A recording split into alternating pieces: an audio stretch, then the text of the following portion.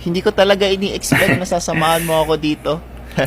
Thank you talaga. Hindi, mahilig talaga ako sa mga bata kasi nga close kami nung kapatid ko. Alam mo, sa lahat ng nanligaw sa akin, ikaw lang yung parang tinanggap ako na may anak. Ni sinamahan rin kasi talaga kita kasi nga napansin ko parang importante talaga sa'yo pagdating sa anak mo. So, nandito ako to support that. Ang sweet mo naman. Ay, Mami, sino yan? Umalis ka! My God! Ba't mo yun ginawa? Hindi uso talaga yung mga magnanakaw dito. Ano magnanakaw? Anak ko yan! Ito? Oo! Sino pa? Ano ginawa mo? Anak mo to? Oo nga! Siya yung pinunta natin dito. Ano ginawa Ba't mo? ganito yung mukha? Ha?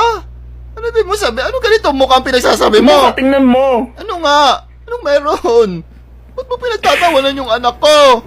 Bastos Ganito ka! yung mukha. Ha? Hindi ko magets. Ano meron? Ang cute-cute naman na. Ba't mo pinagtatawanan? Ba't ganito yung mukha?